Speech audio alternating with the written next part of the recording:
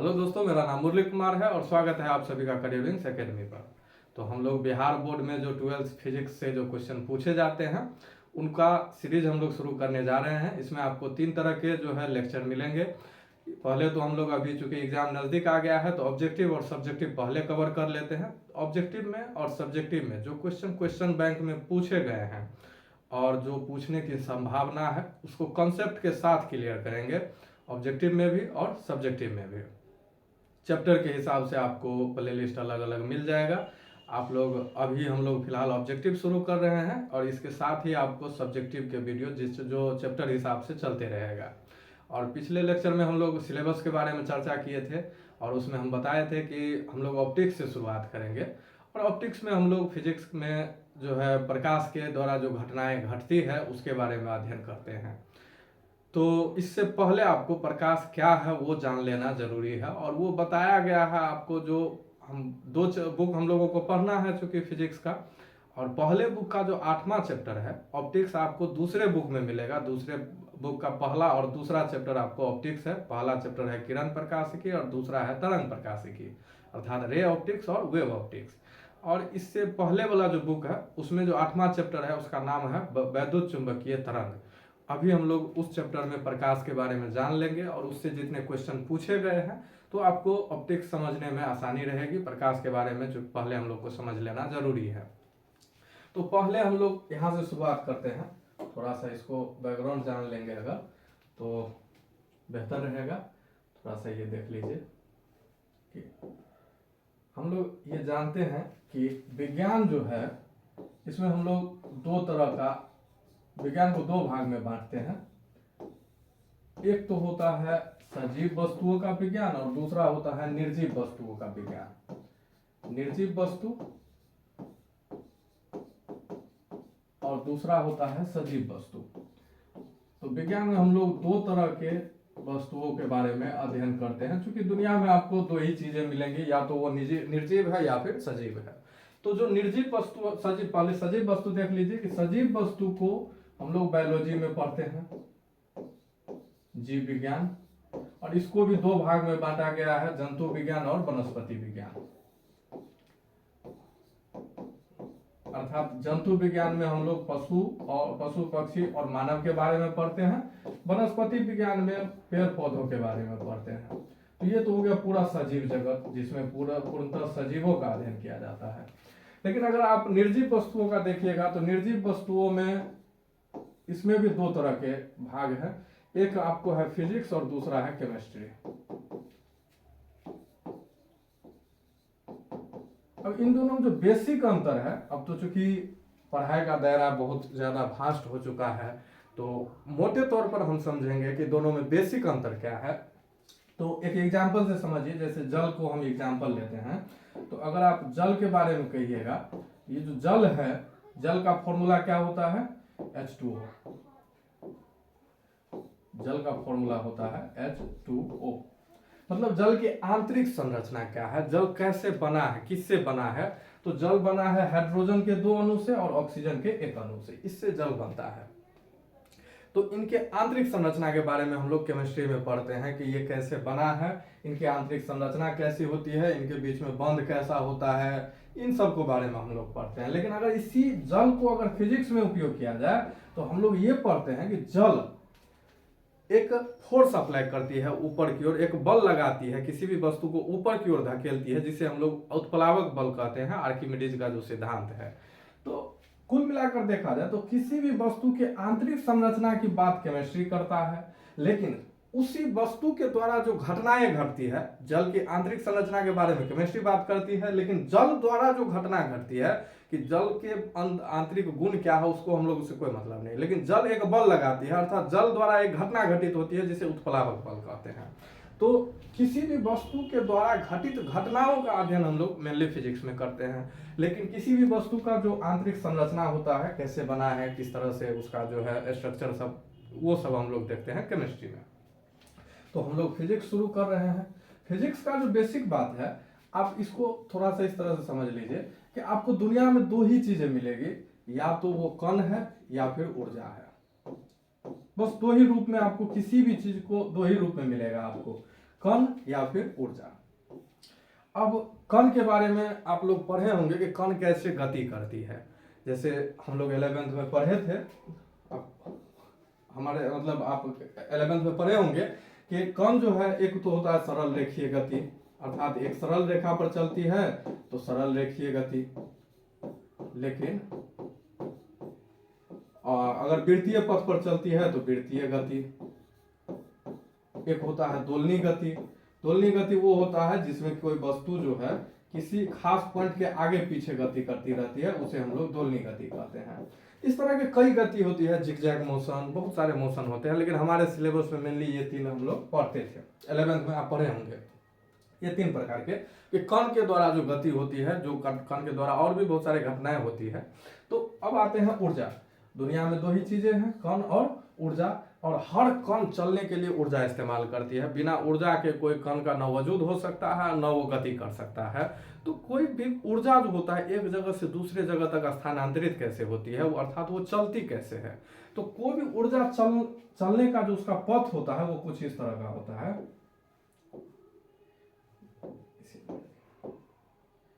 ऊर्जा जो चलती है उसका जो पथ होता है कुछ इस तरह का होता है।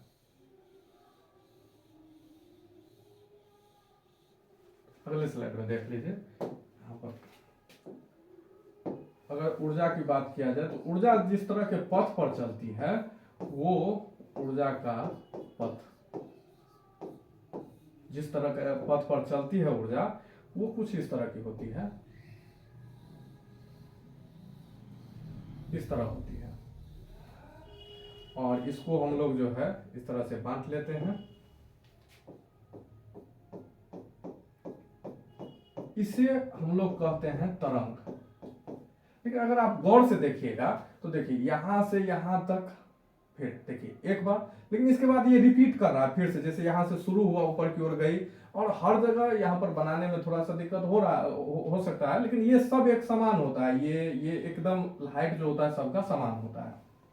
तो आप देखिए यहां से यहां तक इसको एक तरंग कहा जा सकता है, यहां से यहां तक दूसरा तरंग, फिर यहां से यहां तक तीसरा तरंग। ये रिपीट हो रहा है। आप यहां से देखिए ऊपर की ओर, फिर यहां से ऊपर की ओर, सेम पथ है, और इतना ही मतलब हर जगह देखिएगा बार बार रिपीट हो रहा है। तो इसमें आपको जो जो टर्म हम लोगों को उपयोग करना है, उसमें आपको जो उपयोगी टर्म है वो देख लीजिए। तो इसको हम लोग कहते हैं, ये जो ऊंचाई आपको दिख रहा है इसको हम लोग कहते हैं आयाम। तरंग की ऊंचाई को आयाम कहते हैं। ये जो तरंग की ऊंचाई है इसको आयाम कहते हैं। दूसरा, अगर थोड़ा सा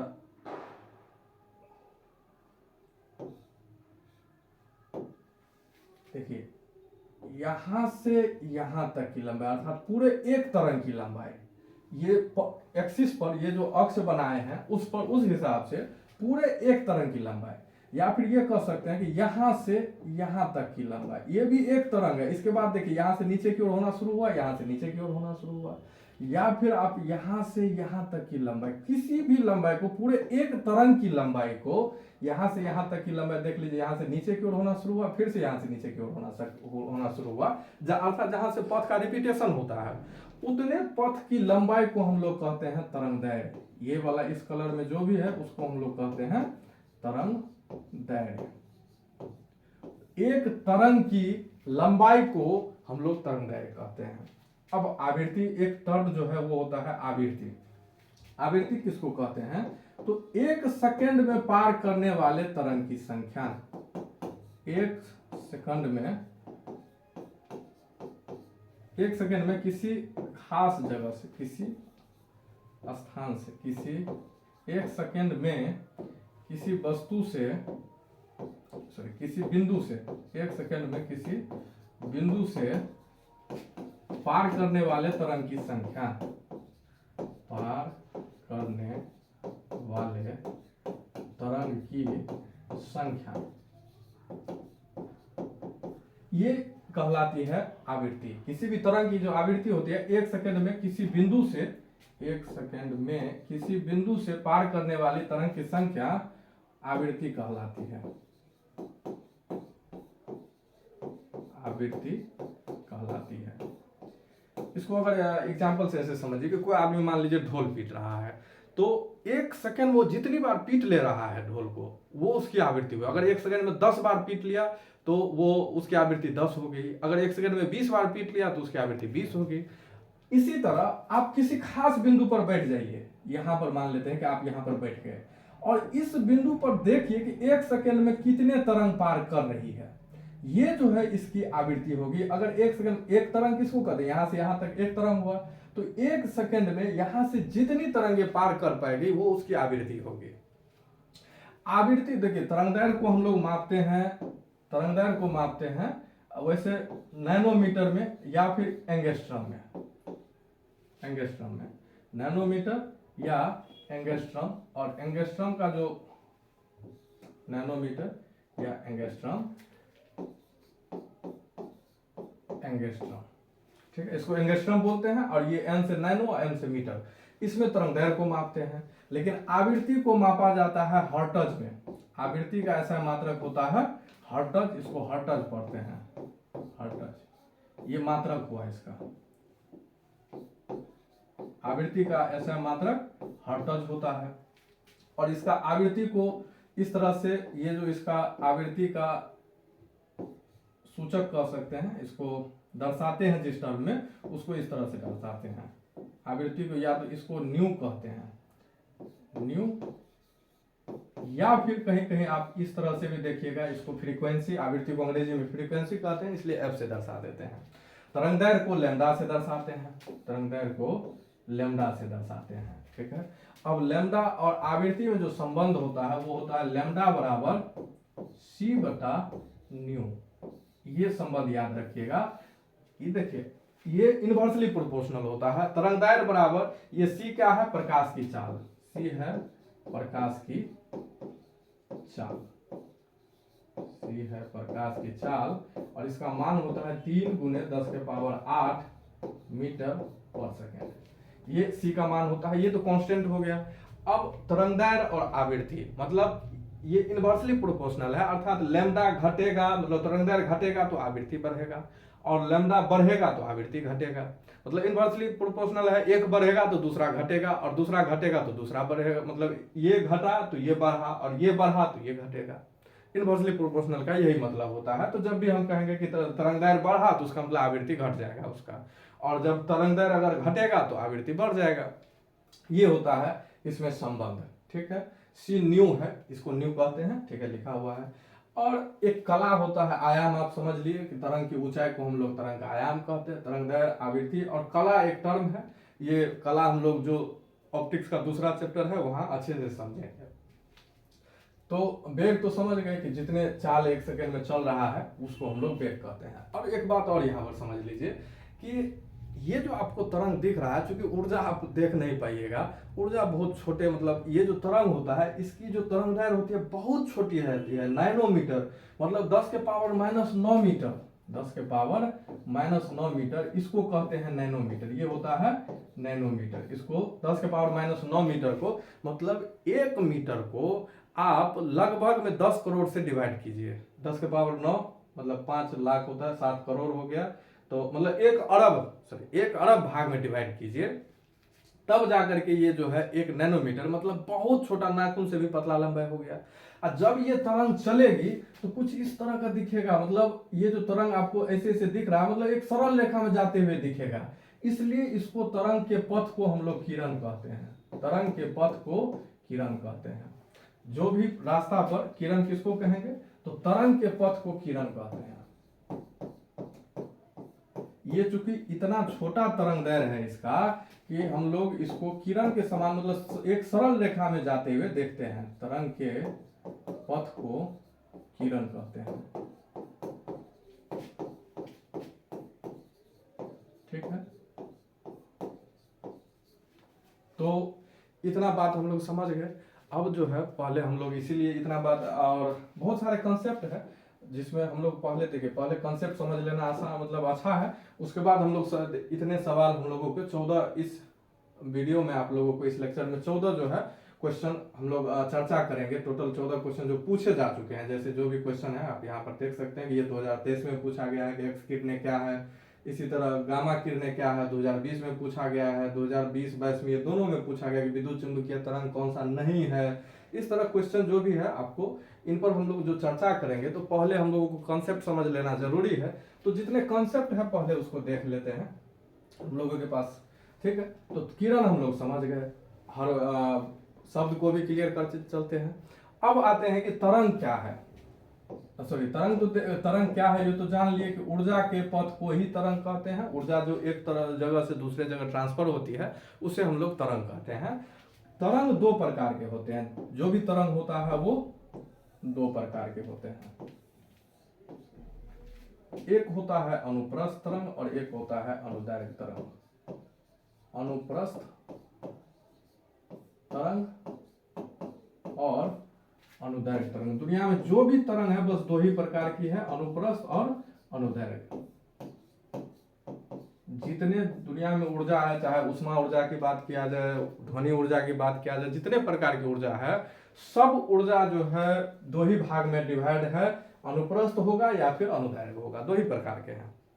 अब इनमें अंतर क्या है इसको समझ लीजिए। तो अंतर इसमें यह है कि अनुप्रस्थ तरंग, अनुदैर्घ्य तरंग में, कि एग्जाम्पल से समझिए कि जैसे आप तालाब, एक तालाब है, ये पानी का तालाब है, और इसमें आप जो है एक पत्थर यहां से छोड़े, और पत्थर जब यहाँ पर गिरेगा तो आप देखिएगा कि ये पानी नीचे धंस जाएगा और कुछ यहाँ पर इस तरह का जो है पथ बनेगा, और ये कहाँ तक जाता है, ये बाहर तक चल जाएगा, अर्थात जो तालाब का किनारा है वहां तक पहुंच जाएगा। इससे पहले नहीं रुकता है, मतलब खत्म नहीं होगा इससे पहले, वो खत्म मतलब किनारे पर जाकर के ही खत्म होगा। तो इसी जो पानी में जो उत्पन्न हुआ इसको हम लोग तरंग कहते हैं। लेकिन ये जो तरंग गमन कर रहा है, कैसे गमन कर रहा है, क्या पानी यहाँ से, जो यहाँ पर पानी जो नीचे विस्थापित हो वो पानी चल करके वहां जाता है? तो ऐसा नहीं है, पानी यहाँ से चल करके नहीं जाता है यहाँ तक, पानी अपने ही जगह पर रहता है। अगर आपको एक्सपेरिमेंट करना हो तो आप यहाँ पर कहीं पर एक पत्ता रख दीजिएगा, कोई भी पत्ता पेड़ का, जब आप पत्ता रख दीजिए या फिर कोई कागज का टुकड़ा रख दीजिए, आप देखिएगा कि कागज का टुकड़ा अपने ही जगह पर ऊपर नीचे होते रहेगा, अपने जगह पर ऊपर नीचे। अर्थात पानी का जो यहाँ पर कण है ये ऊपर और नीचे गति करता है, और ऊपर नीचे गति करता है, और तरंग किधर की ओर जाता है, आगे की ओर। पानी का कण अपने ही जगह ऊपर नीचे, और ये तरंग चलता है आगे की ओर, ऊपर नीचे आगे की ओर। देख लीजिए, तो यहां पर समझ गए, ऊपर नीचे और आगे की ओर। तो अगर यहां पर हमको दिखाना हो एग्जैक्ट में, तो आप थोड़ा सा ये देखिए कि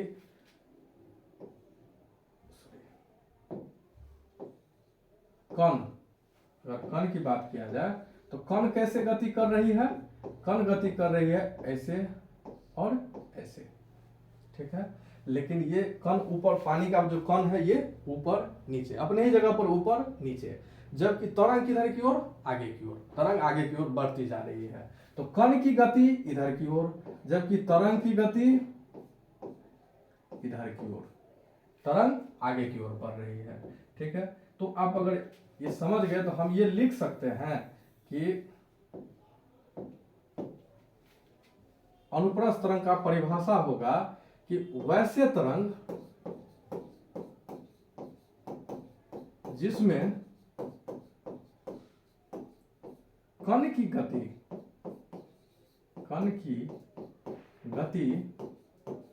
तरंग की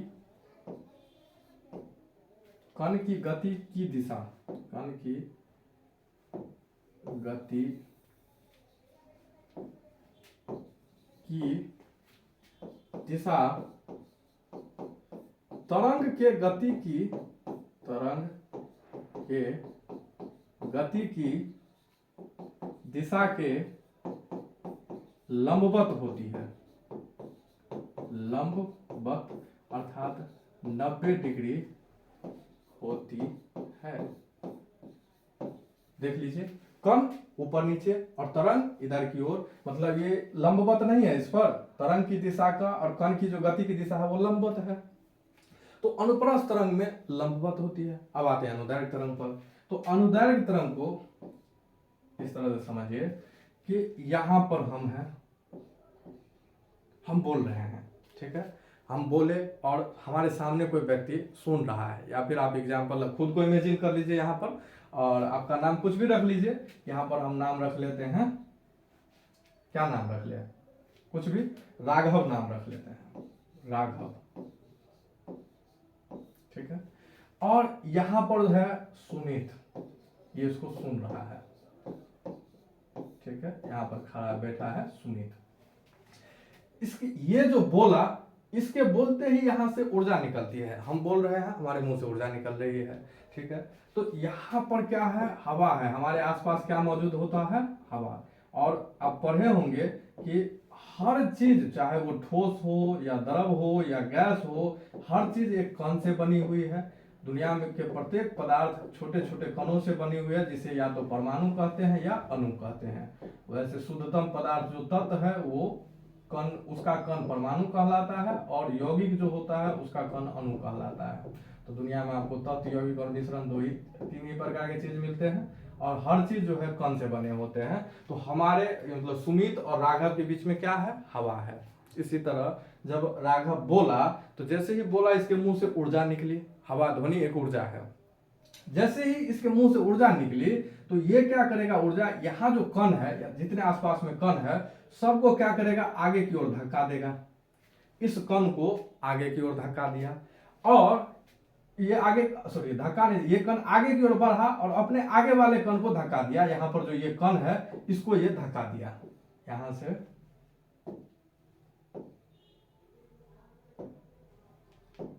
अपने जो आगे कण है उसको ये धक्का देगा, और फिर वापिस अपने जगह पर आ जाएगा। सेम काम ये करेगा, ये फिर आगे बढ़ेगा, और चूंकि ये अपना ऊर्जा इसको दे दिया, अब ये जो है आगे बढ़ेगा, इसको धक्का देगा और फिर वापस अपने जगह पर आ जाएगा। फिर ये क्या करेगा, अपने अगले वाला कण को धक्का देगा और अपने जगह पर वापस आ जाएगा। और इस तरह ये कंपन जो है यहाँ सुमित तक पहुंचेगा। और सुमित जैसे सुमित के कान में लगा हुआ है एयर ड्रम, हर आदमी के कान में लगा होता है, और वो उस कंपन को दिमाग तक पहुंचाता है, और दिमाग समझता है कि सामने वाला ने क्या कहा। तो ये प्रक्रिया होती है ध्वनि के चलने की। तो यहां पर गौर से देखिए, तो कण किधर की, कण की गति किधर की ओर है, इधर, इधर। एक बार जो पहला कण है आगे बढ़ा, फिर अपनी जगह पर पीछे आ गया, तो कण की गति इधर की ओर। और फिर यहाँ पर जो है, अगर सुमित है तो यहाँ पर तरंग जो पहुंचा है वो किधर की ओर, इधर की ओर। तरंग भी पहुंचा इधर की ओर, तरंग चल रही है किधर की ओर, इधर की ओर, लेकिन कण चल रही है कैसे, इधर, इधर, इधर, इधर। मतलब एक दूसरे के पैरेलल है, समानांतर है। कण भी इधर की ओर चल रहा है और तरंग भी इधर की ओर जा रही है, कण ऐसे ऐसे चल रहा है और तरंग भी इधर की ओर जा रही है।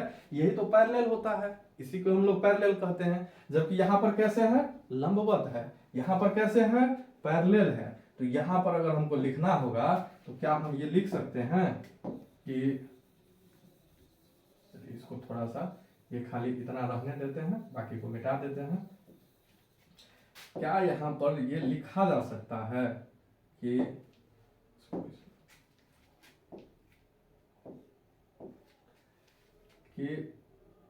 वैसे तरंग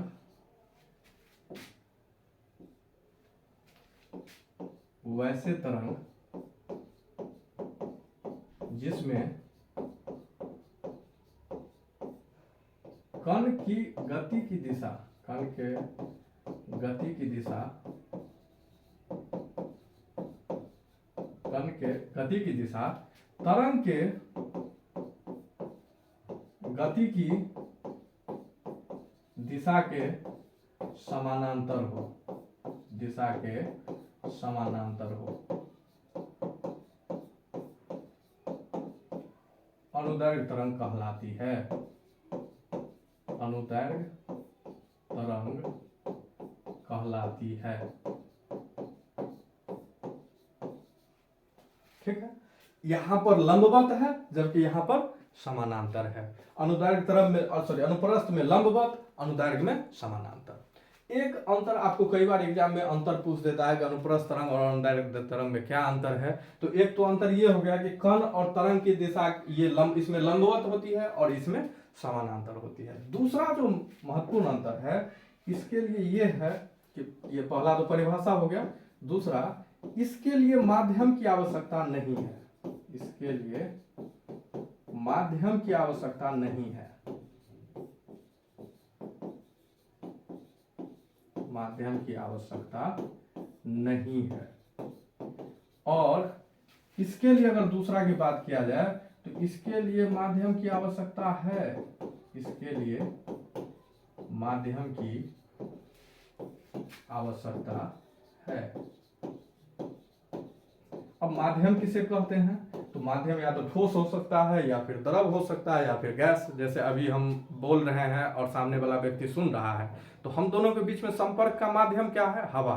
अगर हवा न हो तो हम बोलेंगे तो सामने वाला व्यक्ति सुनेगा ही नहीं।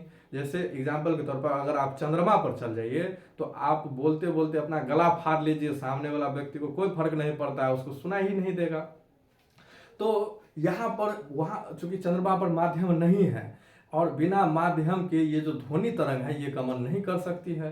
तो स्पष्टतः एग्जाम्पल की अगर बात किया जाए तो इसका एग्जाम्पल होगा, इसका एग्जाम्पल होता है विद्युत चुंबकीय तरंग।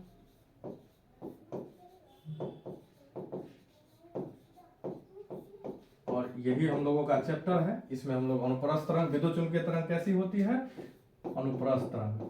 और इसका जो एग्जाम्पल है वो है ध्वनि। ध्वनि कैसा है? अनुदैर्घ्य तरंग। ध्वनि साउंड जो होता है, साउंड को ही हिंदी में ध्वनि कहते हैं। तो ये जो है इसका अनुदैर्घ्य तरंग का एग्जाम्पल है। अनुप्रस्थ तरंग को चलने के लिए माध्यम की आवश्यकता नहीं है। इस पर आगे हम लोग चर्चा करेंगे कि क्यों नहीं है इस पर चलने के लिए, क्योंकि ये इलेक्ट्रिक फील्ड और मैग्नेटिक फील्ड पर चलती है। इसका नाम ही क्या है? विद्युत चुंबकीय, मतलब विद्युतीय क्षेत्र और चुंबकीय क्षेत्र, इन दोनों के सहारे ये चलता है। और ये कोई माध्यम नहीं है। माध्यम कोई वस्तु हो सकता है, वस्तु मतलब ठोस, द्रव, गैस, यही तो वस्तु होता है। और विद्युत क्षेत्र और चुंबकीय क्षेत्र कोई माध्यम नहीं है, इसलिए ये इसके लिए कहा जाता है कि माध्यम की आवश्यकता नहीं है। ये विद्युत क्षेत्र और चुंबकीय क्षेत्र इसके सहारे, मतलब इलेक्ट्रिक फील्ड और मैग्नेटिक फील्ड के सहारे चलती है, इसलिए इसको विद्युत चुंबकीय क्षेत्र कहते हैं। और ध्वनि के लिए आवश्यकता है माध्यम की, तो इसलिए इसको अनुदैर्घ्य तरंग कहते हैं। तो अब हम लोग थोड़ा विद्युत चुंबकीय तरंग को थोड़ा डिटेल में देखते हैं, क्योंकि हम लोगों को यही चैप्टर डिस्कस करना है। तो हम लोग पहला बात ये समझ लिए, जो आगे आपको क्वेश्चन में भी दिखेगा, कि विद्युत चुंबकीय तरंग की प्रकृति कैसी होती है? तो ये अनुप्रस्थ होता है। ध्वनि तरंग की प्रकृति कैसी होती है? अनुदैर्घ्य होता है। आगे आपको ये भी क्वेश्चन मिलेगा कि निम्न में से कौन सा अनुप्रस्थ तरंग नहीं है? तो अनुप्रस्थ तरंग जो विद्युत चुंबकीय तरंग है वो 7 प्रकार के हैं, वो हम लोग देखेंगे। सातों का नाम आपको याद होना चाहिए। और ये जो ध्वनि है ये कई बार एग्जाम्पल में आपको मिल जाएगा ऑप्शन में। तो ध्वनि तरंग विद्युत चुंबकीय तरंग नहीं है, मतलब अनुप्रस्थ तरंग नहीं है, ये अनुदैर्घ्य तरंग है, और इसको हम विद्युत चुंबकीय तरंग नहीं कहते हैं।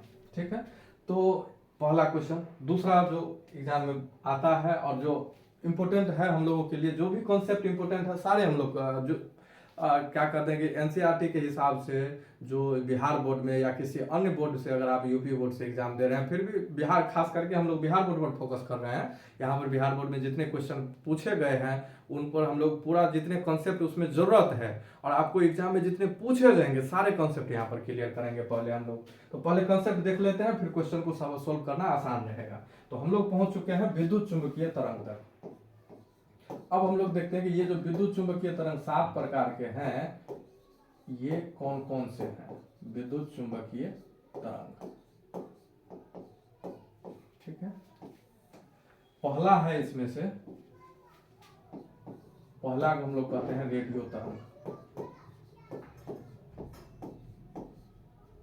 रेडियो तरंग। दूसरा है सूक्ष्म तरंग, जिसको माइक्रो तरंग कहते हैं, माइक्रो तरंग। तीसरा है अवरक्त तरंग। चौथा दृश्य तरंग, और इसी को हम लोग दृश्य तरंग को ही प्रकाश कहते हैं। पांचवा है परावैंगनी तरंग। छठा है एक्स तरंग। सातवां है गामा। देखिए गामा को आप संकेत में भी कई जगह लिख देता है, दोनों देख लीजिए। गामा का संकेत कुछ इस तरह होता है, ये होता है गामा। तो संकेत भी आप ध्यान रखिए, ये गामा का संकेत है, मतलब ये लिखा है, मतलब इसका मतलब गामा लिखा हुआ है। ठीक है, 7 तरह के होता है। इसके बारे में डिटेल थोड़ा जल्दी खत्म हो जाए, इसके लिए आप लोग हम लिख करके लाए हैं कि इनको आप लोग थोड़ा सा देख लीजिए कि ये जो 7 तरंग है, इनसे जितने क्वेश्चन बन सकते हैं और जो भी पूछे गए हैं उनके बारे में। तो यहाँ पर देख लीजिए, ये पहले ये जो 7 प्रकार के तरंग हम लिखे हैं उनके बारे में, ये इसको स्पेक्ट्रम कहते हैं। मतलब किसी भी तरंग को उसके तरंगदैर्घ्य या आवृत्ति के हिसाब से सजाना, यही स्पेक्ट्रम होता है। किसी भी स्पेक्ट्रम कोई विशेष चीज नहीं है। स्पेक्ट्रम का सीधा सा मतलब है कि वो जो तरंग है उसको अरेंज करना, उसके तरंगदैर्घ्य या आवृत्ति के हिसाब से सजाना, यही उसका स्पेक्ट्रम होता है। तो ये लाइट का स्पेक्ट्रम है और ये विद्युत चुम्बकीय तरंग का स्पेक्ट्रम है, जिसमें हम लोग रेडियो देखे, रेडियो के बाद माइक्रो होता है, माइक्रो के बाद इंफ्रारेड, इंफ्रारेड को हिंदी में अवरक्त कहते हैं, फिर अल्ट्रा, इसके बाद विजिबल होता है जिसको दृश्य तरंग कहते हैं, अल्ट्रा वायलेट मतलब पराबैंगनी, एक्स और गामा। ठीक है, तो इसको थोड़ा सा देख लीजिए। ये जो विद्युत चुम्बकीय तरंग है, इसको ये 7 जो प्रकार के हैं, इनमें सबसे पहला है रेडियो तरंग। और इनके ये देखिए, टीवी के बारे में कई बार पूछ चुका है। देखिए, आपको सबका परास याद रखना जरूरी नहीं है कि कौन किसका कितना मतलब तरंगदैर्घ्य। देखिए, तरंगदैर्घ्य या आवृत्ति के हिसाब से सजाना ही स्पेक्ट्रम है, और सबका अपना अपना एक रेंज है। इसका कितना रेंज है आवृत्ति का, इसका कितना है, उतना याद रखिएगा तो उतना बहुत ज्यादा मतलब हो जाएगा। सिर्फ इतना याद रखिए कि रेडियो का जो तरंग है उसका ये 50 किलो हर्ट्ज से, क्योंकि आवृत्ति को हम लोग हर्ट्ज में मापते हैं, तो 50 किलो हर्ट्ज से 1000 मेगा हर्ट्ज तक ये इसका परास होता है। इसको 1 गीगा हर्ट्ज भी कह सकते हैं।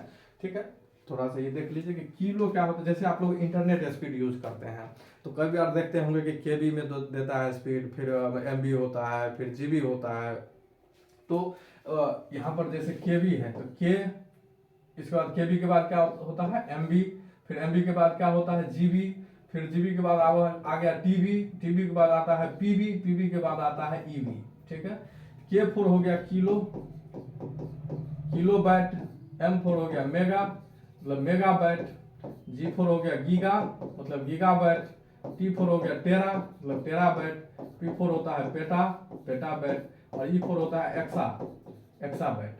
के का मतलब होता है 10 के पावर 3, M का मतलब 10 के पावर 6, 10 के पावर 9, टेरा का मतलब 10 के पावर 12, पेटा का मतलब 10 के पावर 15, और एक्सा का मतलब 10 के पावर 18। जैसे एग्जाम्पल के तौर पर अगर देखिएगा तो जैसे एक हम लोग जो वजन होता है उसको ग्राम में मापते हैं। ये ऐसा मात्रक होता है द्रव्यमान का। कोई भी चीज आप जब तोलते हैं तो उसको ग्राम में तोला जाता है।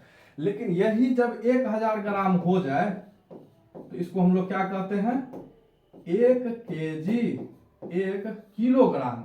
अर्थात यहाँ जो 1000 है उसके बदले में हम क्या लिख दिए, किलो। 1000 के बदले में लिखे हैं किलो, मतलब 1000 किलो का संकेत है। किलो का संकेत होता है 1000, मतलब 10 के पावर 3 मतलब 1 पर 3 जीरो मतलब 1000, 10 के पावर 3 मतलब 1000, 1 पर 3 जीरो, 10 के पावर 6 मतलब 1 पर 6 जीरो।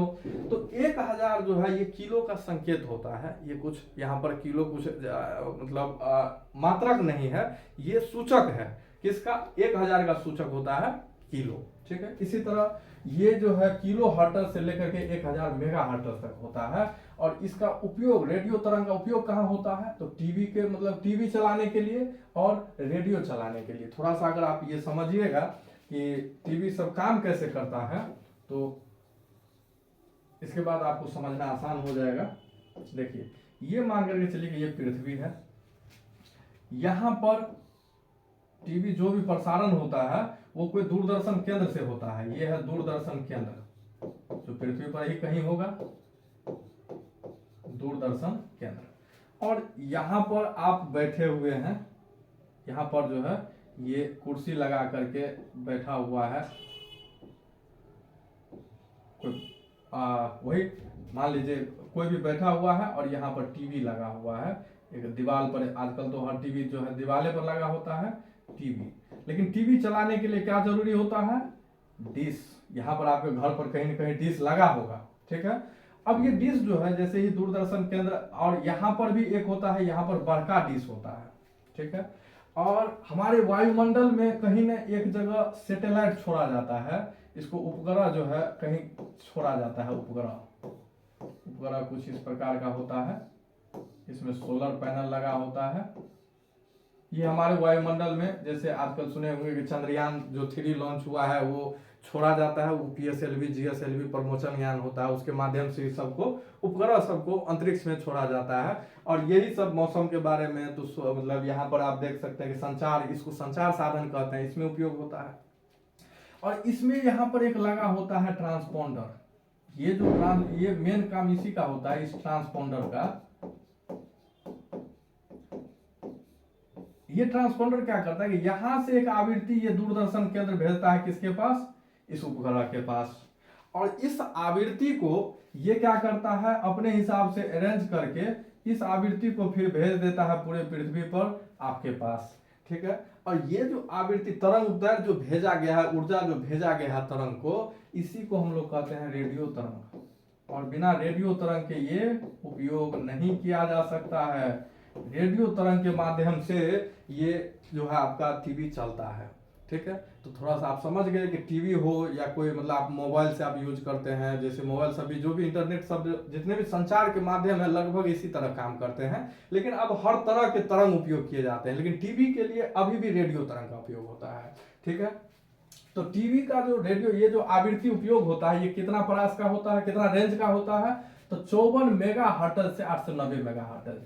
ये याद रखिए कि रेडियो का जो परास होता है वो मेगा में होता है। तो आपको इतना समझना आसान, मतलब इसके बाद आसान हो जाएगा बनाना। रेडियो का मेगा में होता है, फिर इससे आगे जैसे सूक्ष्म पर आइएगा तो ये गीगा में हो जाएगा। इसका जो परास होता है वो गीगा में होता है, तो मेगा में सिर्फ इसका होता है। तो मेगा परास आप याद रखिएगा कि मेगा में इसका परास, मेगा में इसका रेंज जो होता है वो मेगा में होता है। तो आपको समझना आसान हो जाएगा, सवाल भी बनाना आसान हो जाएगा। लेकिन एग्जाम में जो है आपको यहाँ पर जो एग्जाम में दिया जाता है वो रेडियो के लिए जो उपयोग किया जाता है वो आपको कहेगा 30 मेगा हर्ट्ज से 300 मेगा हर्ट्ज तक।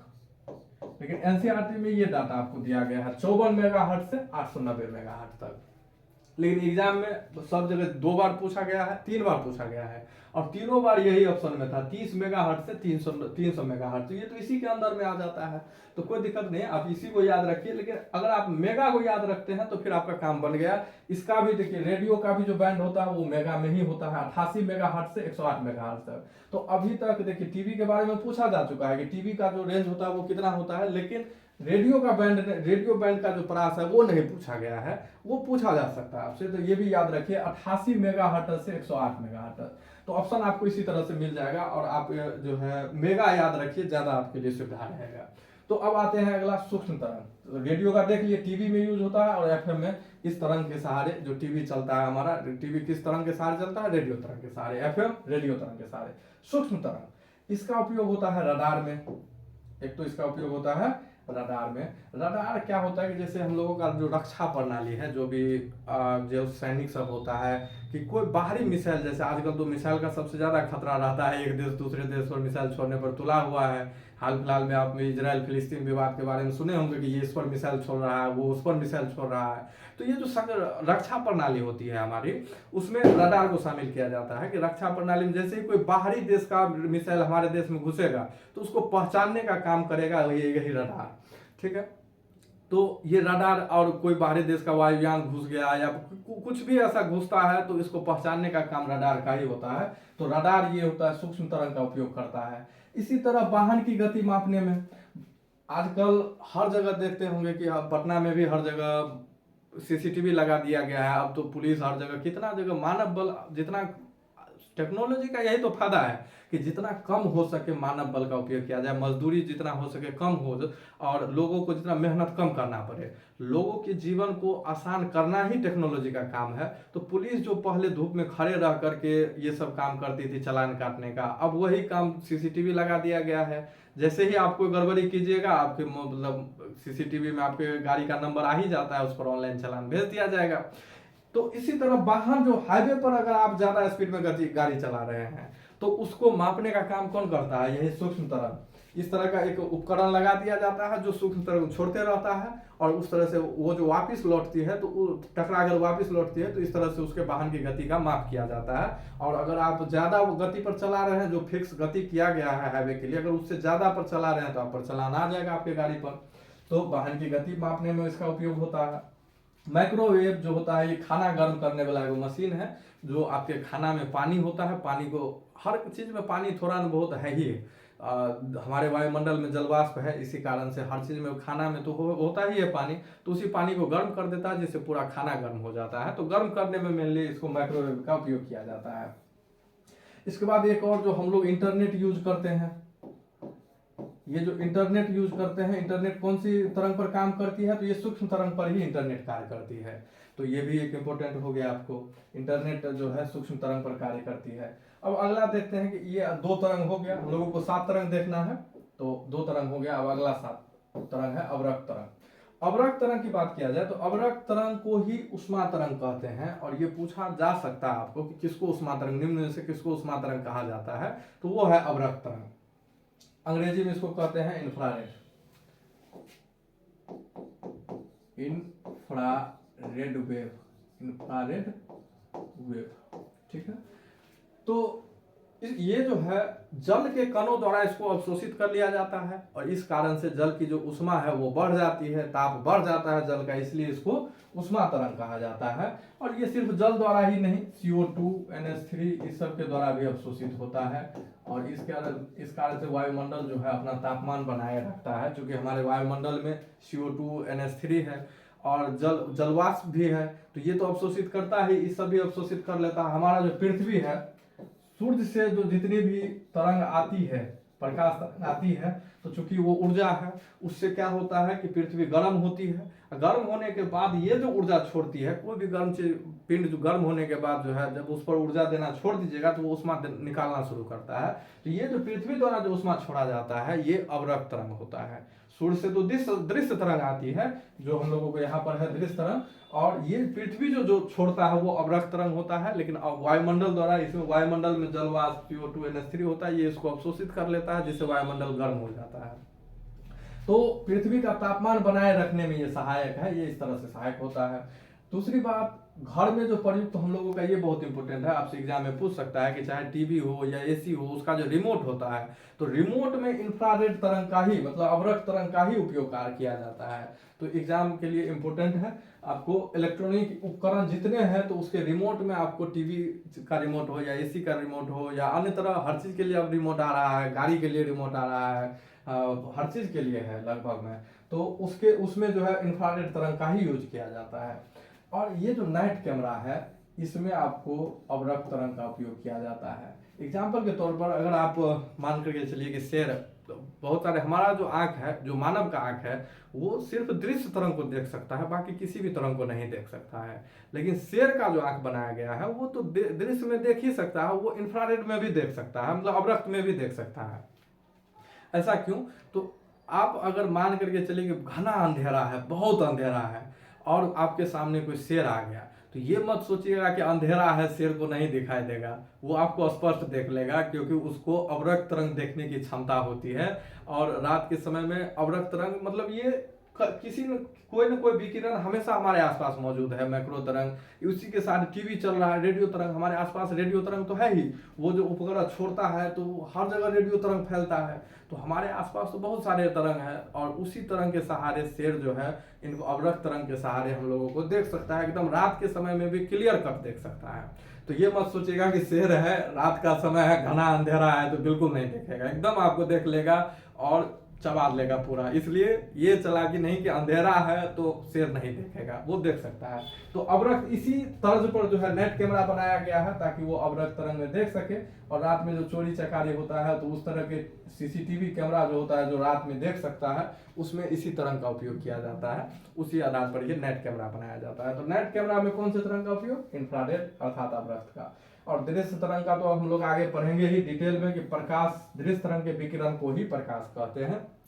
और प्रकाश का जो, ये बहुत इंपॉर्टेंट है, ये भी आप याद रखिए, 400 नैनोमीटर से 750 नैनोमीटर तक ये इसका रेंज होता है। ये ये तरंगदैर्घ्य है, इसका वेवलेंथ है प्रकाश तरंग का, ये इतना रेंज तक आपको प्रकाश, मतलब दृश्य तरंग इसको कहा जाता है। और प्रकाश जो होता है, ये भी 7 रंग का होता है प्रकाश, VY GY विव्योर, भी से हो गया वायलेट, यहाँ पर देख लीजिए, यहाँ पर कलर बना हुआ है, कहा इतना मेहनत किया जाए, यहाँ पर देख लीजिए,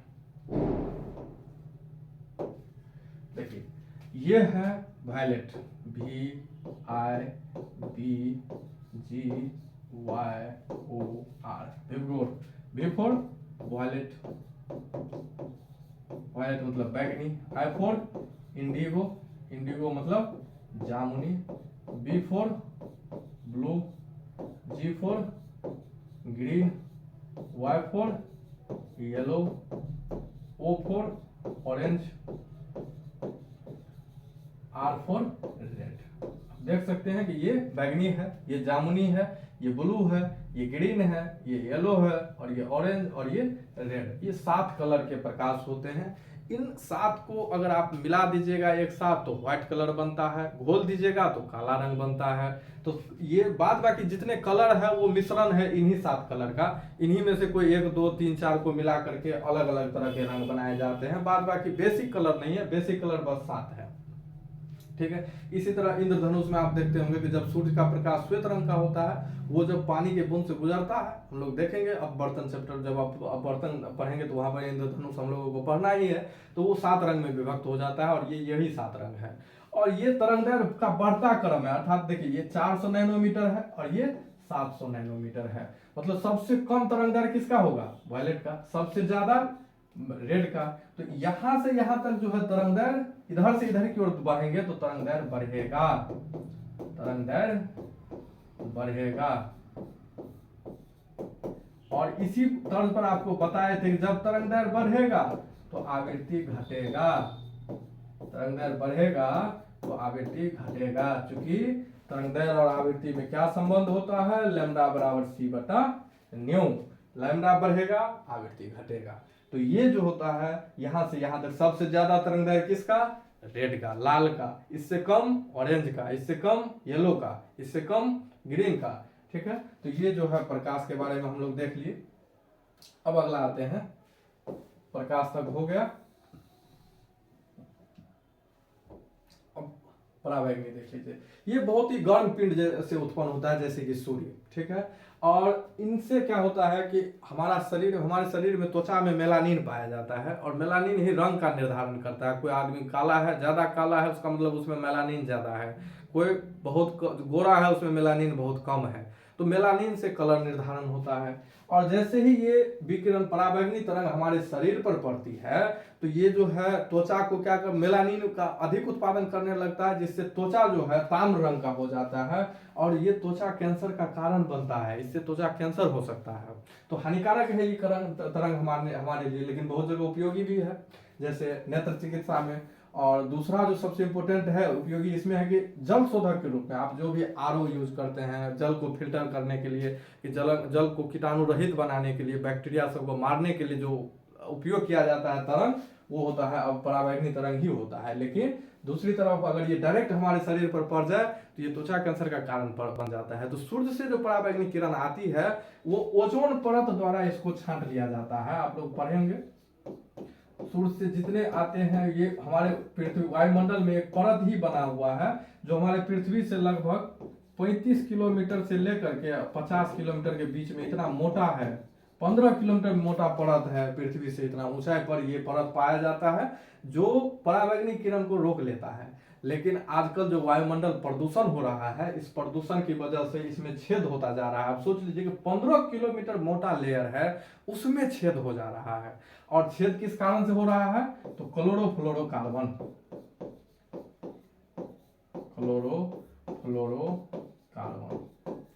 ये बहुत खतरनाक है ओजोन के लिए। इसका एक अणु ओजोन के 1 लाख अणु को तोड़ने की क्षमता रखता है, इतना हानिकारक है। और ये निकलता किससे है? तो आप एसी यूज करते हैं, रेफ्रिजरेटर यूज करते हैं, उन सब से ये निकलता है, फ्रिज से निकलता है। तो इनसे क्लोरोफ्लोरोकार्बन निकलता है, जिसके कारण जो है हमारा वायुमंडल में ओजोन परत का ह्रास हो रहा है, और पराबैंगनी किरण सीधे हमारे धरती पर पहुंच रही है, जिससे क्या होता है? त्वचा कैंसर। और ये बहुत घातक है हमारे लिए। तो जरूरी है कि हम लोग इस सब से बचें। ठीक है। वैसे अब ऐसी सब में हाइड्रोफ्लोरोकार्बन HFC का उपयोग किया जाने लगा है, लेकिन फिर भी ये वायुमंडल को गर्म करने में, ये ओजोन परत को तो क्षरण नहीं करता है, लेकिन ये वायुमंडल को गर्म कर देता है। ये भी हमारे लिए एक समस्या है कि पृथ्वी का तापमान बढ़ता जा रहा है, मानव जितनी भी गतिविधियां कर रहा है धीरे धीरे वो समस्या का कारण ही बनता जा रहा है। यही है कि हम लोग आज लगता है कि कोई चीज़ अच्छे के लिए है, बाद में वही चीज़ बुरा बन जाता है, लेकिन बहुत सारी चीज़ अच्छों के लिए भी है। तो हर चीज़ नहीं है, टेक्नोलॉजी जो भी है वो मानव की सहायता के लिए है, लेकिन कुछ चीज़ हानिकारक निकल जाती है उसमें से। तो इनका उपयोग अच्छा, और इसका एक खासियत ये है कि इनको कांच द्वारा जो है अवशोषित कर लिया जाता है, कांच जो है फिल्टर कर लेता है। जैसे ही ये कांच से पास करेगा तो पराबैंगनी किरण इससे पास नहीं कर पाएगी, इस तरफ जो है पराबैंगनी किरण नहीं पहुंच पाएगी। इसीलिए आप देखते होंगे कि जो वेल्डिंग करता है, वेल्डिंग करते समय वहां से पराबैंगनी किरण निकलती है, वो सब चश्मे का उपयोग करता है। ठीक है, तो ये होता है आपको इसका उपयोग कहाँ है, नेत्र चिकित्सा में और जल शोधक के रूप में, बहुत इंपॉर्टेंट है जल शोधक के रूप में। ठीक है, अगला है आपको छठा एक्स किरण। ये एक्स किरण जैसे हम लोगों का हड्डी टूट जाता है तो एक्सरे करवाने जाते हैं। हड्डी टूटने के बाद क्या होता है, एक्सरे, मतलब एक्स किरण।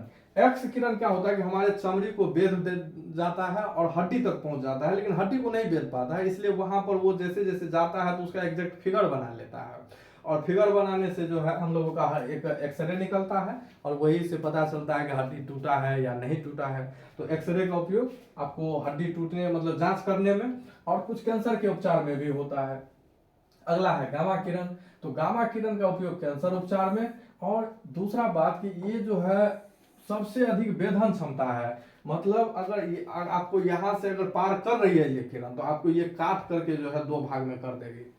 इसी तरह लोहा को भी काटने में इसका उपयोग होता है, मतलब बड़े हार्ड से हार्ड चीज को काट लेता है ये, मतलब इसके बेधने की क्षमता बहुत ज्यादा है। ये किसी भी चीज को दो टुकड़ा में काटने में पॉसिबल सक्षम है, तो इसके बेधने की क्षमता सबसे अधिक है और ये कैंसर के उपचार में सहयोगी है। तो अब जो है लगभग हम लोगों का जो कॉन्सेप्ट यूज होगा अभी तक उतना हम लोग कर चुके हैं। आगे पहले हम लोग सवाल कुछ कर लेते हैं, फिर अगले अगर ये जो यूज होगा तो हम लोग आगे देखेंगे। तो अभी हम लोग चर्चा किए कि विद्युत चुंबकीय तरंग की प्रकृति कैसी है। तो दुनिया में आपको दो ही तरह के तरंग मिलेंगे, या तो वो अनुप्रस्थ होगा या फिर अनुदैर्घ्य होगा, अनुप्रस्थ होगा या फिर अनुदैर्घ्य होगा। और हम लोग चर्चा किए कि विद्युत चुंबकीय तरंग कैसा है, अनुप्रस्थ तरंग।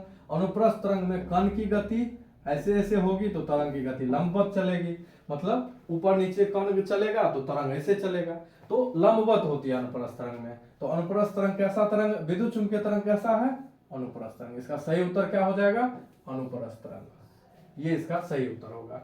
अगला आते हैं दूसरा,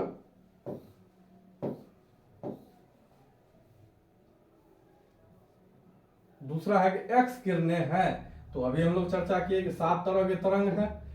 तो 7 तरह में कौन सा था, रेडियो था, रेडियो के बाद मैक्रो जिसको सूक्ष्म तरंग कहते हैं, मैक्रो के बाद अवरक्त, अवरक्त के बाद दृश्य, दृश्य के बाद पराबैंगनी, पराबैंगनी के बाद एक्स और गामा। तो ये 7 तरह के तरंग है, जिसमें आपको एक्स किरण क्या है, विद्युत चुंबकीय तरंग। बाद बाकी अगर देखिएगा तो गतिमान इलेक्ट्रॉन, इसको हम लोग गतिमान इलेक्ट्रॉन को कैथोड किरण कहते हैं। गतिमान इलेक्ट्रॉन कैथोड किरण कहलाता है। गतिमान धनात्मक आयन, तो ये धनात्मक आयन कई प्रकार के होते हैं। जैसे आपको एक तो प्रोटॉन धनात्मक है ही, एक अल्फा कण होता है। अल्फा कण जो होता है इसको अल्फा कण, ये He2+ आयन को अल्फा कण कहते हैं, He2+ आयन, इसके पास भी धनात्मक आयन है। तो ये गतिमान धनात्मक आयन, तो एक्सरे तो बिल्कुल नहीं है, ये एक्सरे क्या है, विद्युत चुंबकीय तरंग है। इसी तरह गतिमान ऋणात्मक, ये दोनों एक ही बात हो गया, कैथोड किरण कहिए या गतिमान ऋणात्मक आयन। इलेक्ट्रॉन भी क्या है, गतिमान ऋणात्मक आयन है। तो इसका सही उत्तर क्या हो जाएगा, एक्स किरण है विद्युत चुंबकीय तरंग, जो कि 2023 में पूछा गया है।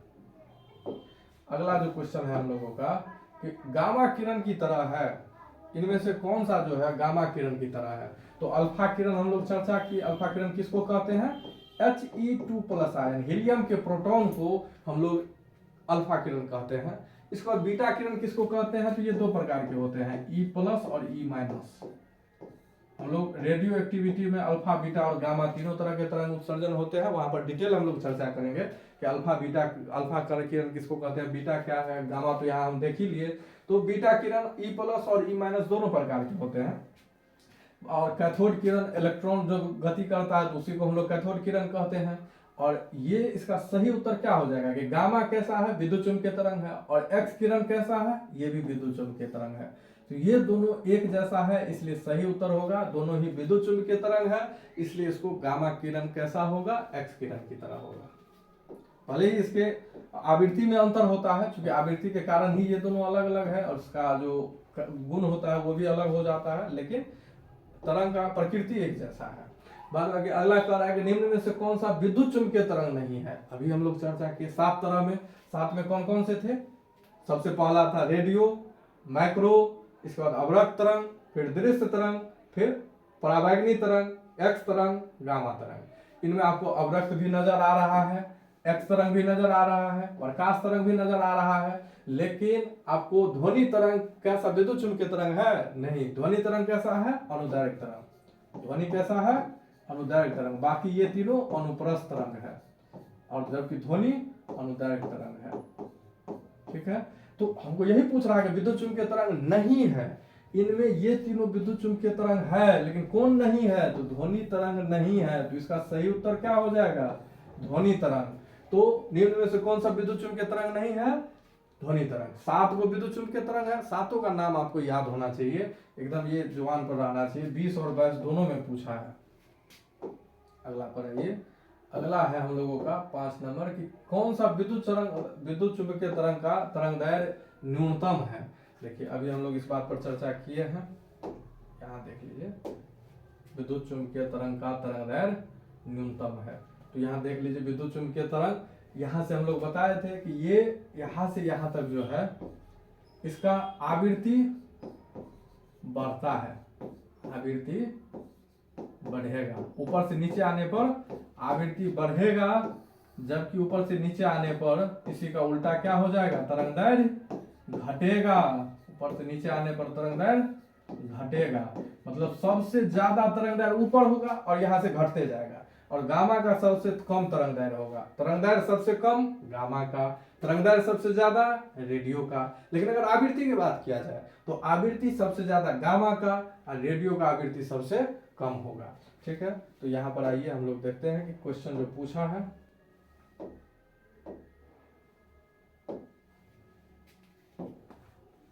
कि निम्न में से कौन से विद्युत चुम्बकीय तरंग की तरंगदैर्घ्य न्यूनतम है।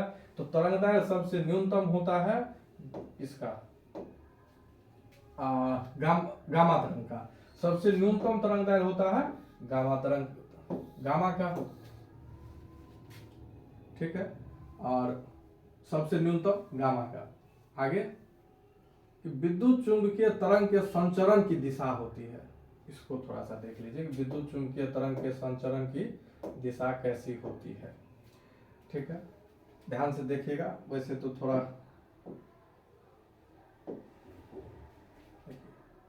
3 एक्सिस होता है, इसको हम लोग कहते हैं एक्स एक्सिस, इसको हम लोग कहते हैं वाई एक्सिस, और इसके लंब, तीनों सब एक दूसरे के लंबवत, इसको कहते हैं जेड एक्सिस। सही से अगर देखा जाए तो मान करके चलिए कि ये एक्स है, तो इसके लंबवत होगा ये वाई, और ठीक ऐसे कर दीजिए तो ये जेड। ये सब देख लीजिए एक दूसरे के लंबवत है। अभी एक्स वाई के लंबवत और इसी के लंबवत ये, इस तरह सब एक दूसरे के लंबवत है। तो इस 3 दिशा होता है, ये तो एक्स हो गया, ये वाई और ये जेड। ठीक है, तो इस तरह से है। और थोड़ा सा देखिए, अगर हम कहें कि एक तो ये हो गया, तरंग इस तरह से चलती है, ये एक क्षेत्र को दर्शा रही है। दूसरा जो क्षेत्र है कुछ इस तरह का है।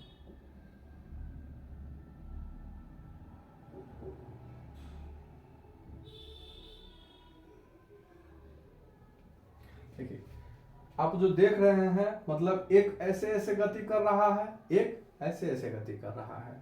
ये है चुंबकीय क्षेत्र, इसको कहते हैं चुंबकीय क्षेत्र। चुंबकीय क्षेत्र की दिशा कुछ इस तरह से है, और इसको दर्शाते कैसे हैं, तो बी वेक्टर से। चुंबकीय क्षेत्र बी वेक्टर से। ठीक है, और ये है विद्युत क्षेत्र, विद्युत क्षेत्र, इसको हम लोग कहते हैं ई वेक्टर। वेक्टर, दोनों जो है सदिश राशि है। चुंबकीय क्षेत्र भी सदिश राशि होता है और विद्युत क्षेत्र भी सदिश राशि। विद्युत क्षेत्र कैसे है, इस मतलब क्षेत्र में है ऐसे विद्युत क्षेत्र, जबकि चुंबकीय क्षेत्र किस दिशा में है, ऐसे इस दिशा में। चुंबकीय क्षेत्र ऐसे है, आप कंफ्यूज मत होइएगा, ये इस तरह से है, दिख रहा होगा थोड़ा बहुत, ये इस तरह से चुंबकीय क्षेत्र, और विद्युत क्षेत्र इस तरह से। तो प्रकाश किस तरह चलेगी, इस तरफ। कैसे, तो देखिए इसके लिए हम लोग देखिए फिजिक्स में दो तरह के आपको प्रोडक्ट पढ़ना पड़ता है, अर्थात गुना दो तरह का होता है, एक होता है क्रॉस प्रोडक्ट, एक होता है डॉट प्रोडक्ट।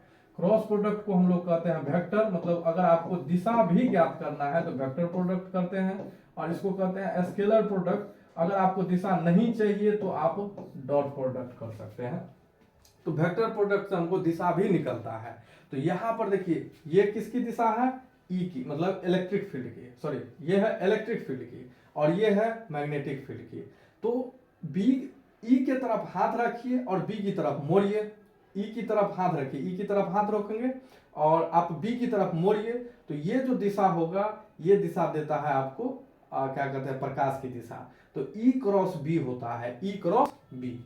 तो इसका सही फॉर्मूला क्या होगा, ई क्रॉस बी, ये इसका सही उत्तर होगा। तो प्रकाश जो चलता है, देखिए विद्युत क्षेत्र ऐसे, चुंबकीय क्षेत्र ऐसे, और इसी के सहारे प्रकाश चलेगा इधर की ओर। तो प्रकाश का जो गति होता है वो ई क्रॉस बी के दिशा में होता है, न कि बी क्रॉस ई। इसमें कंफ्यूज हो जाइएगा तो गलत मार के आ जाइएगा। सही उत्तर सी होगा, ई क्रॉस बी के समानांतर, ई क्रॉस बी के समानांतर। ठीक है, देखिए अगर बी क्रॉस ई करिएगा तो दिशा पलट जाता है। इसको हम लोग जो है 11th में आप लोग सीखे होंगे कि ई क्रॉस बी कीजिएगा तो दिशा बदल जाएगा, लेकिन बी क्रॉस ई कीजिएगा तो फिर दिशा अपोजिट हो जाता है। तो इसका सही उत्तर होगा ई क्रॉस बी के समानांतर। और ये दो बार पूछ चुका है, 19 में भी और 21 में भी। ठीक है, तो विद्युत क्षेत्र और चुंबकीय क्षेत्र के सहारे चलता है, इसीलिए इसका नाम है विद्युत चुंबकीय तरंग। विद्युत क्षेत्र और चुंबकीय क्षेत्र के सहारे ये चलता है। जबकि हम लोग देखें कि अनुदैर्घ्य तरंग जो होता है वो कण के सहारे चलता है, बिना कण के वो चल नहीं पाएगा, इसलिए उसके लिए माध्यम जरूरी है। और यहाँ पर माध्यम जरूरी नहीं है, क्योंकि यहाँ पर माध्यम का कौन करता है, विद्युत और चुंबकीय क्षेत्र। ये जो क्षेत्र है ये काम करता है यहाँ पर माध्यम का, लेकिन ये कोई माध्यम नहीं है क्योंकि इसके पास कोई कण नहीं है। तो जो कण नहीं है तो ये माध्यम थोड़े कहलाता है, ये तो एक क्षेत्र है। विद्युत क्षेत्र और जो चुंबकीय क्षेत्र है, इसको हम लोग जो पहला चैप्टर है इलेक्ट्रोमैग्नेटिक्स, जो पहला भाग है, पहला जो किताब है 12th का, उसमें हम लोग चर्चा करेंगे डिटेल में कि चुंबकीय क्षेत्र क्या होता है, विद्युत क्षेत्र क्या होता है।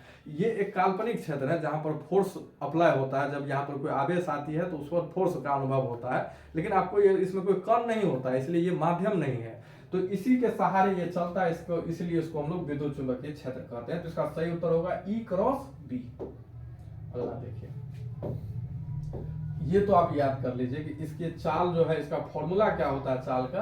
तो इसका सही उत्तर होगा सी बराबर 1/√μ0 एप्सिलॉन नॉट। इसको एप्सिलॉन नॉट कहते हैं, और कहीं कहीं जे नॉट भी कहा जाता है। तो म्यू नॉट और एप्सिलॉन नॉट, ये फॉर्मूला होता है इसका, इसको याद कर लीजिए कि विद्युत चुंबकीय तरंग की चाल कौन सी होगा। 2022 में पूछ चुका है, सी बराबर 1/√ε0 म्यू नॉट।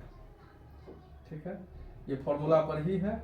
ये चूंकि समझने जाएंगे तो बहुत डिटेल हो जाएगा, ये इतना का डिमांड है नहीं। देखिए अभी हम लोग चर्चा किए कि इस पर रेडियो तरंग का जो है कहाँ कहाँ उपयोग होता है, मतलब कितने परास होता है, और 21 और 23 दोनों में पूछ चुका है। तो हम लोग अभी चर्चा किए कि टीवी चलता है किस पर, रेडियो तरंग पर। टीवी चलता है रेडियो तरंग पर, और रेडियो तरंग की आवृत्ति किस में होती है, मेगाहर्ट्ज में। मेगाहर्ट्ज में याद होना चाहिए। एग्जैक्ट की अगर बात कीजिए, एग्जैक्ट छोड़िए आप लोग, इतना मेगाहर्ट्ज याद रखिए। एग्जैक्ट अगर बात कीजिएगा तो 50 किलोहर्ट्ज से 1000 मेगाहर्ट्ज, मतलब 1 गीगाहर्ट्ज तक कह सकते हैं इसको। 1000 का मतलब गुना हो जाएगा तो ये गीगा में बदल जाएगा, तो गीगाहर्ट्ज तक। ठीक है, लेकिन अगर आप मेगाहर्ट्ज याद रखते हैं तो यहाँ पर सीधे सीधे ऑप्शन हमारा मिल जाएगा 84 मेगाहर्ट्ज से 300 मेगाहर्ट्ज तक। ये इसका सही उत्तर होगा। टीवी के लिए कितना परास की आवश्यकता होती है, 30 मेगाहर्ट्ज से 300 मेगाहर्ट्ज तक। ठीक है, और अगर एग्जैक्ट एनसीईआरटी का डाटा कितना दिया गया है, 54 मेगाहर्ट्ज से 890 मेगाहर्ट्ज तक। इसी तरह आपको रेडियो के लिए भी बोले थे कि रेडियो भी आप याद रख लीजिए क्योंकि इंपॉर्टेंट है, पूछ सकता है आगे। तो रेडियो के लिए आपको दिया गया है आपको 84 से 108, 84 मेगाहर्ट्ज से 108 मेगाहर्ट्ज, ये रेडियो के लिए है। ये दोनों डाटा आप याद रखिए। टीवी के लिए तो इतना याद रखिए 30 मेगाहर्ट्ज से 2 बार पूछ चुका है और सेम ऑप्शन था, तो यही याद रखिए 30 से। लेकिन मेगाहर्ट्ज याद रखिएगा तो कंफ्यूजन नहीं होगा। मेगाहर्ट्ज में बाद बाकी देख लीजिए, ये हर्ट्ज में है, ये किलो हर्ट्ज में है, ये गीगाहर्ट्ज में है, तो मेगाहर्ट्ज याद रखिए, अच्छा सुविधा रहेगा। आगे प्रकाश के रंग का कारण है, तो अभी हम लोग चर्चा किए कि प्रकाश के रंग का कारण क्या है, इसका तरंगदैर्घ्य VIBGYOR, ये जो 7 रंग होता है इसमें इसका तरंगदैर्घ्य कितना होता है 400 नैनोमीटर, और इसका तरंगदैर्घ्य कितना होता है 750 नैनोमीटर, इसका होता है 750 नैनोमीटर।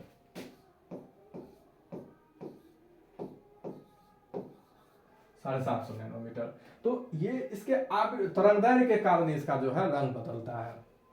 इसी तरह इसके बीच में जो है हर जगह सबका तरंगदैर्घ्य अपना अपना तरंगदैर्घ्य है, तरंगदैर्घ्य बदलता है, रंग बदल जाता है। और हम लोग ये चीज देख चुके हैं कि लैम्डा बराबर क्या होता है C/ν। तो तरंगदैर्घ्य और आवृत्ति में संबंध है। तो तरंगदैर्घ्य मतलब इसका ये जो रंग बदलता है ये तरंगदैर्घ्य या आवृत्ति दोनों कारण होगा। मतलब इसका आवृत्ति घटेगा तो तरंगदैर्घ्य बढ़ेगा, तरंगदैर्घ्य बढ़ेगा तो आवृत्ति घटेगा, ठीक है। तो ये इस कारण से तरंगदैर्घ्य और आवृत्ति में ये संबंध होता है। तो यहाँ पर सही उत्तर क्या हो जाएगा, या तो तरंगदैर्घ्य होगा या फिर आवृत्ति होगा। तो तरंगदैर्घ्य तो ऑप्शन में है नहीं, तो आवृत्ति होगा इसका सही उत्तर। प्रकाश का रंग किसके कारण बदलता है, तो इसके प्रकाश के रंग का कारण है इसका तरंगदैर्घ्य या फिर इसकी आवृत्ति, ठीक है। अगला आते हैं, सूर्य के प्रकाश का स्पेक्ट्रम होता है, यहां पर देख लीजिए सूर्य के प्रकाश का जो स्पेक्ट्रम होता है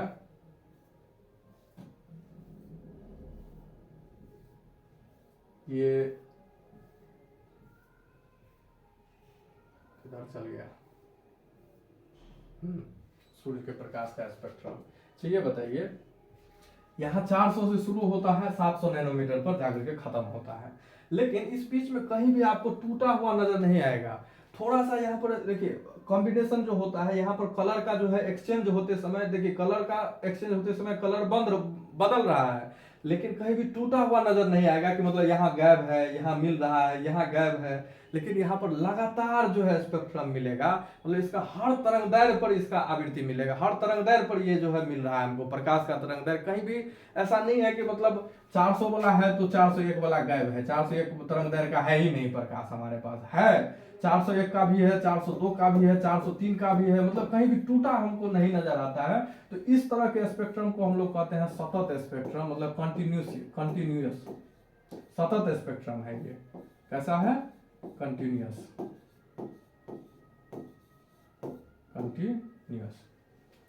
इस तरह के स्पेक्ट्रम को हम लोग कंटिन्यूअस स्पेक्ट्रम या सतत स्पेक्ट्रम कहते हैं, जिसमें कहीं भी आपको टूटा हुआ नजर नहीं आएगा। हर एक मतलब एंगस्ट्रम पर, हर एक नैनोमीटर पर, या आप फ्रैक्शन में भी चल जाइएगा, दशमलव में भी जाइएगा तो भी आपको यहाँ पर आपको मिलेगा, ठीक है। तो इस तरह का स्पेक्ट्रम को हम लोग सतत कहते हैं। तो प्रकाश का जो स्पेक्ट्रम है ये सतत होता है, ठीक है। तो सतत स्पेक्ट्रम, प्रकाश का स्पेक्ट्रम कैसा है, कहीं भी टूटा हुआ नहीं आएगा, हर एक एंगस्ट्रम पर, हर एक नैनोमीटर पर आपको कोई न कोई प्रकाश मिल ही जाएगा। तो ये जो है सतत होता है। तो यहाँ पर सही उत्तर क्या हो जाएगा इसका, कि ये सतत स्पेक्ट्रम है। इसका सही उत्तर हो जाएगा बी, ये सतत स्पेक्ट्रम है। काली पट्टी इसलिए कंफ्यूज कर रहा है कि जब आप एनसीईआरटी में देखिएगा तो ये पूरा एक कलर में दिखा दिया जाएगा। बहुत सारे बुक में आपको जो है एक पट्टी में बना करके दिखा दिया जाएगा, मतलब ये काले रंग का पट्टी बना देगा और ये स्पेक्ट्रम यहाँ पर 400 दिखा देगा नैनोमीटर, और यहाँ पर 700 नैनोमीटर दिखा देगा, और ये काले रंग से रंग दिया जाता है पूरा। तो कई आदमी को लगता है काले रंग की स्पेक्ट्रम है, काले रंग की पट्टी का स्पेक्ट्रम है, नहीं, ये स्पेक्ट्रम कैसा है, सतत, ठीक है। अगला आते हैं, अगला है कि दृश्य स्पेक्ट्रम रंग में सबसे अधिक तरंगदैर्घ्य किसका होता है। तो अभी हम लोग चर्चा किए कि सबसे अधिक तरंगदैर्घ्य किसका होगा, तो VIBGYOR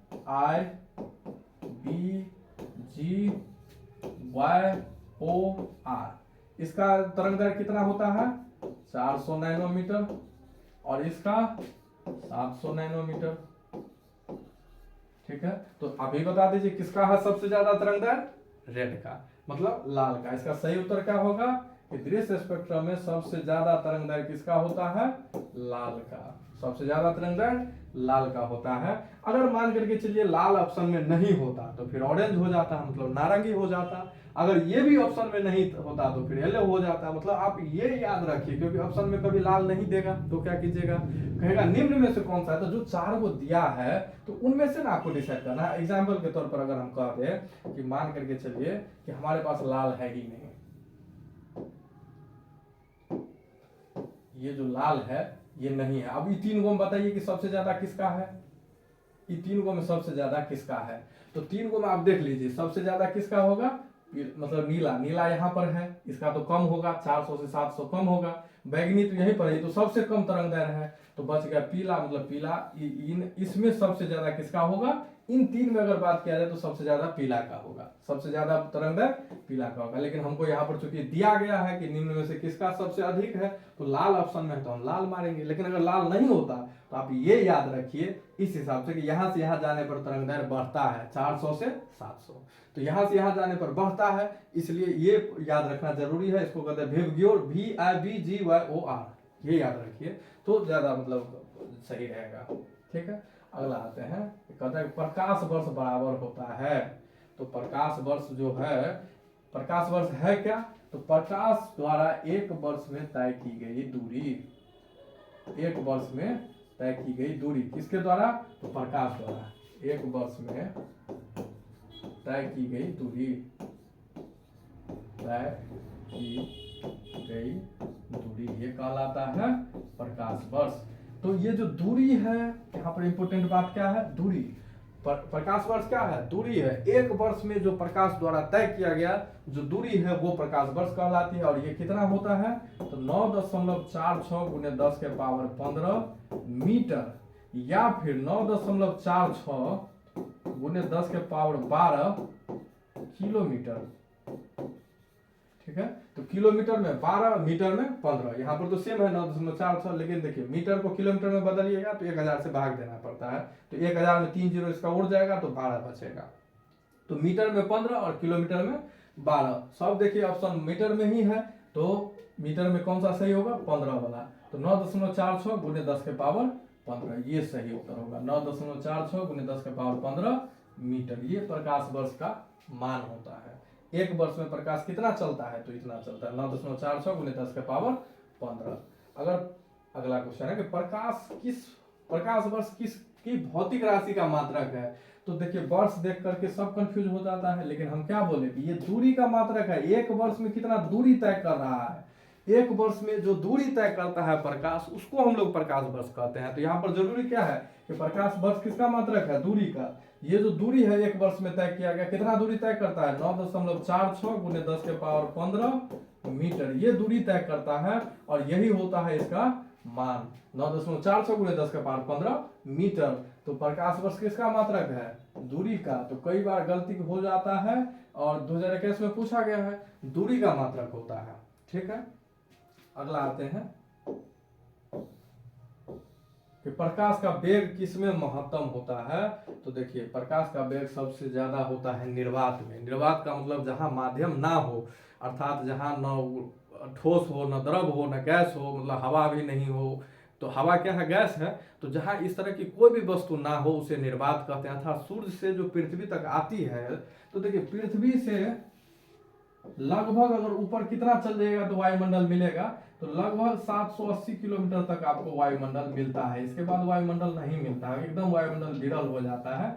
इसके बाद वायुमंडल नहीं है, तो इसके ऊपर निर्वात है। पृथ्वी से 780 किलोमीटर के ऊपर निर्वात है। अगर आप और भी मान लीजिए मोटा मोटी 1000 किलोमीटर चलिए, रफ फिगर में 1000 किलोमीटर से ऊपर चल जाइएगा तो आपको यहाँ से ऊपर निर्वात है, यहाँ से ऊपर कोई वायुमंडल नहीं है, किसी भी तरह का कोई मतलब माध्यम नहीं है। तो प्रकाश तो यहाँ से ऊपर से आती है, मतलब कितना दूरी से, सूर्य से। और सूर्य से पृथ्वी की दूरी कितनी है, 15 करोड़ किलोमीटर। ये जो दूरी है, ये दूरी है 15 करोड़ किलोमीटर, 15 करोड़ किलोमीटर। ये बहुत ज्यादा हो गया, मतलब 1000 तक माध्यम है। इसके बाद तो 14 करोड़ 90 लाख, सॉरी 14 करोड़ 99 लाख 99 हजार किलोमीटर तक की दूरी जो है ये निर्वात में मतलब गमन करता है प्रकाश। तो सबसे अधिक जो इसका चाल होता है ये यहीं तक जो आता है, यहाँ तक इसका चाल सबसे अधिक होता है। इसके बाद वायु में थोड़ा सा कम हो जाता है, इसके बाद वायु के बाद पानी में थोड़ा सा कम होगा, उससे हवा की अपेक्षा थोड़ा सा कम पानी में, और उससे थोड़ा कम शीशा में। तो सबसे अधिक चाल कहाँ होता है? निर्वात में। तो प्रकाश की चाल सबसे अधिक होती है निर्वात में। ठीक है, आगे हम लोग और भी डिटेल चर्चा करेंगे कि इसकी चाल पर जब अपवर्तन पढ़ेंगे, ये अपवर्तनांक पर डिपेंड करता है। अपवर्तनांक जिस माध्यम का जितना होता है, तो देखिए हम लोग जितना आप चर्चा किए हैं तो इसमें आपको ऑब्जेक्टिव क्वेश्चन जितने पूछे गए हैं क्वेश्चन बैंक वो तो हम बता ही दिए हैं। और ये जरूरी है कि आप, चूंकि ज़्यादातर क्वेश्चन रिपीटेड होते हैं, तो रिपीटेड क्वेश्चन अगर आप मतलब उसको सही से पढ़ लेते हैं तो आपको प्रॉब्लम नहीं होगा।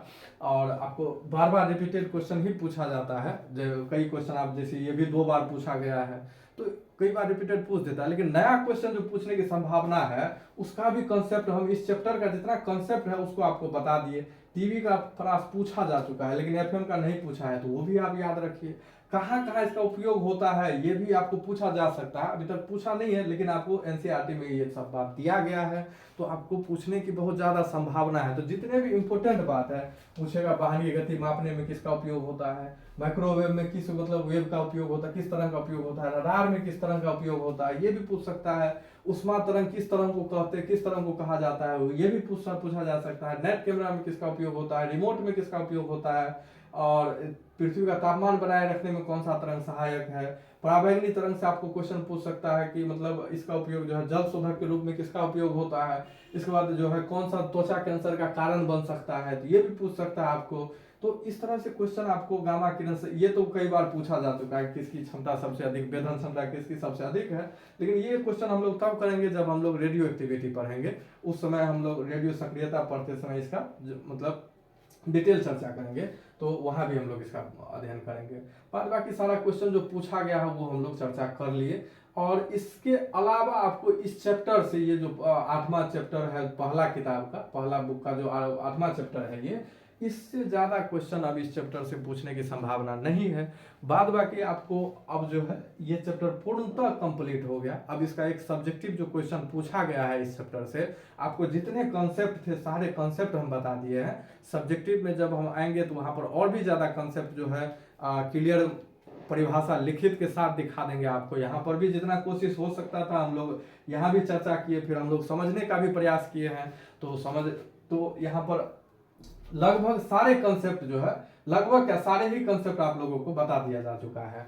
अब जो है हम लोग इसका सब्जेक्टिव लाएंगे, और अगले लेक्चर में हम लोग, चूंकि ऑब्जेक्टिव और सब्जेक्टिव दोनों अलग अलग मिलेगा आपको प्लेलिस्ट, तो ऑब्जेक्टिव जो है अगला जो हम लोगों का शुरू होगा वो ऑप्टिक्स से, जिसमें हम लोग कल परावर्तन से शुरू करेंगे। ऑप्टिक्स में जितने भी मतलब जो भी कॉन्सेप्ट है तो हम लोग इसी तरह से कंप्लीट करते चलेंगे, कॉन्सेप्ट के साथ साथ जितने पूछे जा चुके हैं क्वेश्चन। और कंसेप्ट इसलिए भी पढ़ना जरूरी है कि कोई क्वेश्चन अगर पूछा जा सकता है कि अगले जो इम्पोर्टेंट है वो भी समझते चलेंगे, आपको दिखाते भी चलेंगे कि ये इम्पोर्टेंट हो सकता है। जैसे इस चैप्टर में हम लोग चर्चा किए कि कौन कौन से इम्पोर्टेंट हो सकता है, पूछा जा सकता है। तो इसी तरह हम लोग कंसेप्ट को क्लियर करते चलेंगे, और साथ में हम लोग कंप्लीट जो है आपको चैप्टर हिसाब से सारा कंप्लीट मिलेगा आपको। और इसके अलावा हम लोग चैप्टर भी डिस्क्राइब करेंगे, आपको चैप्टर का भी वीडियो अलग से मिलेगा। लेकिन फिलहाल अभी सब्जेक्टिव और ऑब्जेक्टिव पर हम लोग पहले ख़त्म कर लेते हैं, फिर हम लोग चैप्टर पर, जो अभी चूंकि एग्जाम नज़दीक आ चुका है तो ठीक है। तो आप लोगों को घबराने की ज़रूरत नहीं है, बाद बाकी आप लोगों को सारा कुछ मिलेगा, ऑब्जेक्टिव भी और सब्जेक्टिव भी। और इसके बाद आप लोगों को समय बचेगा तो हम लोग जो है चैप्टर पर भी फोकस करेंगे, चैप्टर का वीडियो अलग से मिलेगा आपको। ठीक है, तो चलिए मिलते हैं नेक्स्ट लेक्चर में।